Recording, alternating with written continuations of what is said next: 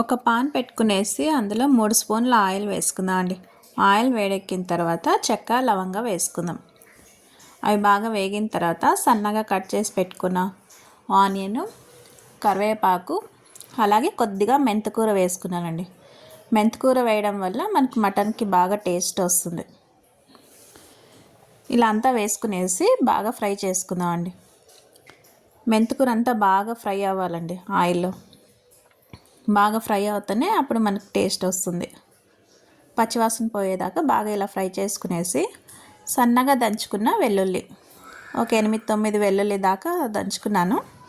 ఇలా వేసుకొని వెల్లుల్లి పచ్చివాసన పోయేదాకా ఫ్రై చేసుకుందాం.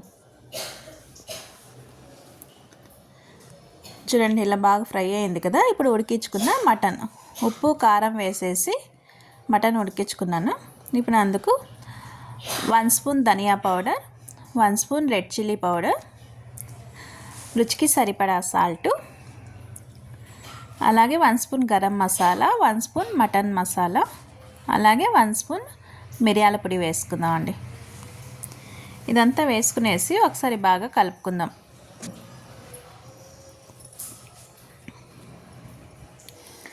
ఇలా టేస్ట్ చాలా బాగుంటుందండి, ఒకసారి ట్రై చేయండి.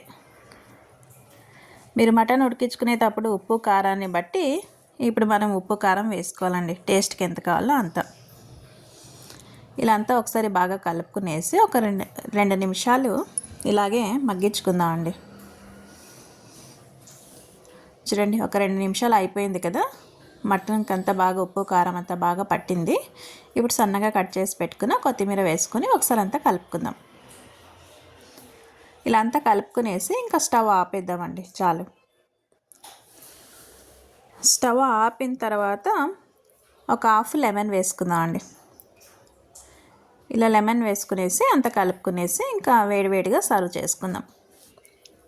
ఇలా సింపుల్గా అండ్ ఈజీగా అండ్ టేస్టీగా మటన్ ఫ్రై అయితే చేసుకోవచ్చండి. చూడండి ఎంత బాగా వచ్చిందో కదా. టేస్ట్ కూడా చాలా బాగుందండి. Easy and tasty mutton fry అయితే రెడీ అయిందండి. మీకు ఈ వీడియో లైక్ అవుతే లైక్ చేయండి, షేర్ చేయండి, కామెంట్స్ చేయండి, సబ్స్క్రిప్షన్ చేసుకోండి. Thank you.